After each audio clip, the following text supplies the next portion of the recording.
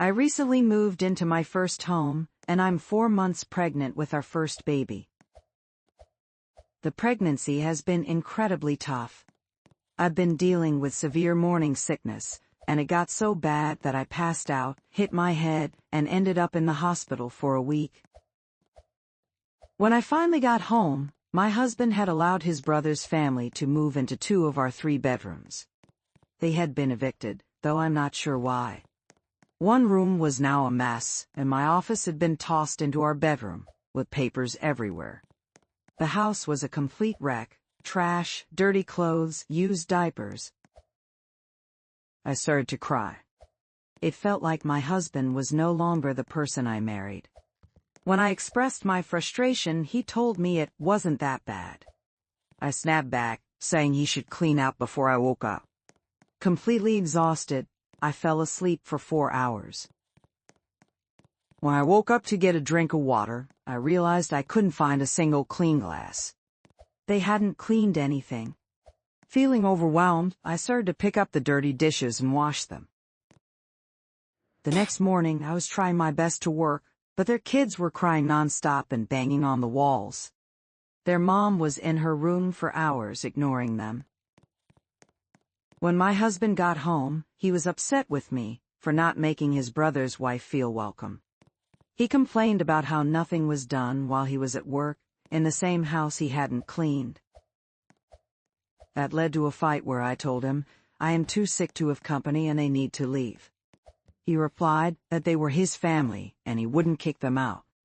I started crying again, feeling frustrated and exhausted. I called my mom, asking if I could come stay with her, sharing the whole story in front of my husband. He looked shocked and angry, unsure of what to do. My mom came with my brothers. She was furious and told my husband, "Since your family can stay, so can we." My mom quickly took charge, sending me to bed while my brothers started cleaning, loudly complaining about how disgusting my brother-in-law's family was, and how horrible my husband was for putting me through this while I was sick. Not long after, I received a text from my mother-in-law, calling me in for not helping my husband clean, and for putting my brother-in-law in an uncomfortable position by having my mom boss him around. When my mother-in-law showed up, she was furious outside. I could hear shouting, but I couldn't make out the words. Once inside, she was shocked at how bad the house looked. My brother-in-law had lied to her about what happened. She quickly joined my mom in taking charge, and soon the house was not just clean, but deep cleaned.